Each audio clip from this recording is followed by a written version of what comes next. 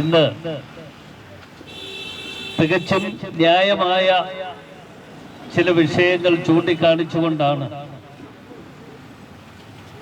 പ്രിയപ്പെട്ട ശ്രീ ജീവകുമാർ എന്റെ നേതൃത്വത്തിൽ ഇവിടെ നടക്കുന്ന അംഗൻവാടി ടീച്ചേഴ്സിന്റെ ഹെൽപ്പേഴ്സിന്റെ ഈ സമര പരിപാടി, ഈ സമരവുമായി ബന്ധപ്പെട്ടുകൊണ്ട് സത്യത്തിൽ നമുക്ക് ലഭ്യമാകേണ്ട ന്യായമായ അവകാശങ്ങൾ അത് സർക്കാരിന്റെ ഔദാര്യമായി കാണുകയല്ല, നമ്മുടെ അവകാശങ്ങൾ സംരക്ഷിക്കപ്പെടുന്നതിന് വേണ്ടിയുള്ള ഒരു സമരമാണ് ഇവിടെ ഇന്ന് നടക്കുന്നത്. സത്യത്തിൽ ഗവൺമെന്റ് എല്ലാവരെയും വഞ്ചിക്കുന്നു. ആ വഞ്ചനയുടെ കൂട്ടത്തിൽ പാവപ്പെട്ട അംഗൻവാടി ടീച്ചർമാരും ഉൾപ്പെട്ടിരിക്കുന്നു എന്ന യാഥാർത്ഥ്യങ്ങൾ നമ്മൾ ഓർക്കണം. അംഗൻവാടി ടീച്ചർമാരെ സംബന്ധിച്ചിടത്തോളം ചെറിയ ജോലിയല്ല, അനേകം ജോലികൾ നിങ്ങളെ ഏൽപ്പിക്കുക. അത്തരത്തിൽ ജോലികൾ ഏൽപ്പിക്കുമ്പോൾ ആ ജോലികൾ ചെയ്യുന്ന വീട്ടമ്മമാർ അവർക്ക് ന്യായമായി ലഭ്യമാകേണ്ട വേതനം ലഭിക്കണം എന്ന് പറയുന്നത് തെറ്റാണ് എന്ന് ഞങ്ങൾ ആരും കാണുന്നില്ല. കാരണം മറ്റൊന്നുമല്ല, ഇവിടെ അംഗൻവാടി ടീച്ചർമാരെ പലപ്പോഴും പലയിടങ്ങളിലേക്കും വിളിച്ചുകൊണ്ട് പോകുന്ന ഒരു അവസ്ഥ പലപ്പോഴും കാണാൻ കഴിയും. ഈ സർക്കാർ വന്നതിന് ശേഷം ആളുകളെ കൂട്ടണമെങ്കിൽ അംഗൻവാടി ടീച്ചർമാർ വേണം, അതുപോലെ തന്നെ ഹെൽപ്പർമാർ വേണം. അങ്ങനെ ഓരോ വിഭാഗം ആളുകളെ പ്രത്യേകമായി അവർ വിളിച്ചു കൂട്ടുകയാണ്. ഇപ്പോ നമ്മുടെ തമ്പുരാന്റെ ഒരു യാത്രയൊക്കെ കഴിഞ്ഞതേ ഉള്ളൂ. ആ യാത്ര വരുന്ന സമയത്ത് അംഗൻവാടി ടീച്ചർമാരും ഹെൽപ്പർമാരും നിർബന്ധമായും ഇതിൽ പങ്കെടുത്തില്ല എങ്കിൽ അവർക്ക് പലതും അനുഭവിക്കേണ്ടി വരും എന്ന് പ്രഖ്യാപിച്ച ഒരു സർക്കാരാണ് ഇവിടെ ഉള്ളത്. ഈ സർക്കാരിന്റെ ഇത്തരത്തിൽ തെറ്റായ ചില പ്രവർത്തനങ്ങൾ കണ്ടില്ല എന്ന് അടിച്ചുകൊണ്ട് പോകാൻ പറ്റില്ല. ഇന്ന് അതിന് നേതൃത്വം കൊടുക്കുന്ന ഇതിന് നിങ്ങളുടെ നേതാക്കന്മാരെ ഞാൻ അഭിനന്ദിക്കുകയാണ്. കാരണം ഗവൺമെന്റ് 7 വർഷക്കാലമായി ഇടതുപക്ഷ ജനാധിപത്യ മുന്നണി ഗവൺമെന്റിലൂടെ ഭരണം നടത്തുകയാണ്. ഈ ഭരണത്തിന് കീഴിൽ അംഗൻവാടി ടീച്ചർമാരും ഹെൽപ്പർമാരും അനുഭവിക്കുന്ന ദുരിതങ്ങളെ കുറിച്ചും പ്രയാസങ്ങളെ കുറിച്ചും പലവട്ടം കേൾക്കാനിടയായിട്ടുണ്ട്. ആ വിഷയങ്ങൾ പലപ്പോഴും ഞാനിപ്പോഴും ഓർക്കുന്ന ഒരു കാര്യം, ഈ കഴിഞ്ഞ ദിവസം ബഹുമാന്യനായ നമ്മുടെ പ്രേമചന്ദ്രൻ MP അദ്ദേഹം പാർലമെന്റിൽ ഒരു ചോദ്യം ചോദിച്ചു. പാർലമെന്റിൽ ചോദ്യം ചോദിച്ചത് നിങ്ങളുടെ ബഹുമാനപ്പെട്ട മന്ത്രിയോട് തന്നെയാണ് ചോദിച്ചത്. എന്ന് വെച്ചാൽ ഇവിടുത്തെ മന്ത്രിയല്ല, അവിടുത്തെ മന്ത്രിയോട്. അവരോട് ചോദ്യം ചോദിച്ചപ്പോൾ ശ്രീ പ്രേമചന്ദ്രൻ ചോദിച്ച ഒരു ചോദ്യം, നിങ്ങൾ എല്ലാവർക്കും വേതന വർധനവ് വരുത്തുന്നു, ശമ്പള കമ്മീഷന്റെ അടിസ്ഥാനത്തിൽ നിങ്ങൾ വർധനവ് കൊടുക്കുന്നു, ഈ പാവപ്പെട്ട അംഗൻവാടി ടീച്ചർമാരുടെ കാര്യം കൂടി നിങ്ങൾ കണക്കിലെടുത്ത് അവർക്കുകൂടി ഈ വേതനം വർദ്ധിപ്പിക്കുവാൻ വേണ്ട നടപടികൾ സ്വീകരിക്കണ്ടേ എന്ന് ചോദിച്ചിട്ട് സത്യം പറയാമല്ലോ ഒരു മറുപടിയും പറഞ്ഞില്ല. അത് മറുപടി പറഞ്ഞാൽ കുഴപ്പമാകും എന്നുള്ളത് കൊണ്ട് മറുപടി കൂടുതലൊന്നും പറഞ്ഞില്ല. ഞാൻ പറഞ്ഞത് ഇന്ന് ഈ സർക്കാർ ചെയ്യുന്ന എന്താ, ഇവിടെ ശ്രീ തോമസ് ഐസക് പ്രഖ്യാപിച്ച 35,000 രൂപ അല്ലേ, 10 വർഷം കഴിഞ്ഞവർക്ക് 35,000 രൂപ. ഐസക് 1000 രൂപയുടെ വർധനവ്. ഐസക് ഇങ്ങനെ പലതും പറഞ്ഞിട്ടുണ്ട്. ഐസക് പലതും പറഞ്ഞിട്ട് ഐസക്കിന്റെ പോക്കിന് പോയി.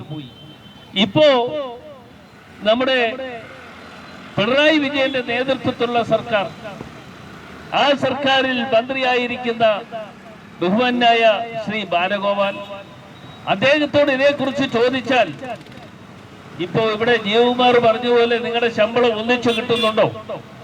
പല തട്ടുകളിലാക്കി മാറ്റിയിരിക്കുന്നു.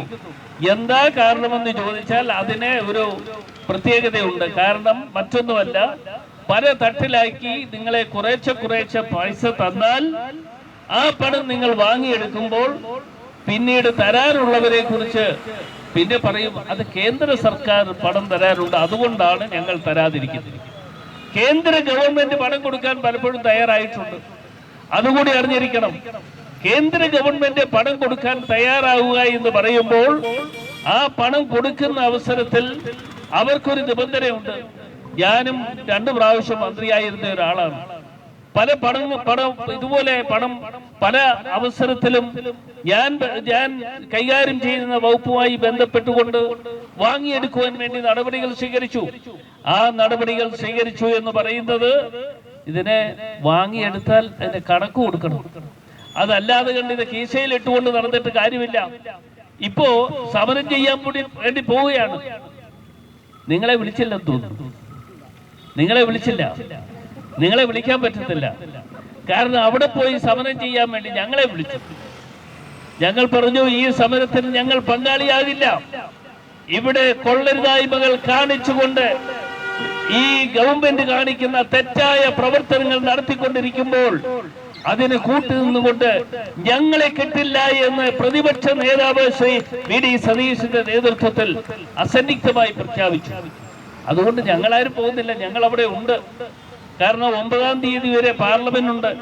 8-ാം തീയതിയാണ് തമ്പുരാന്റെ നേതൃത്വത്തിൽ അവിടെ സമരത്തിന് വേണ്ടി വരുന്നത്.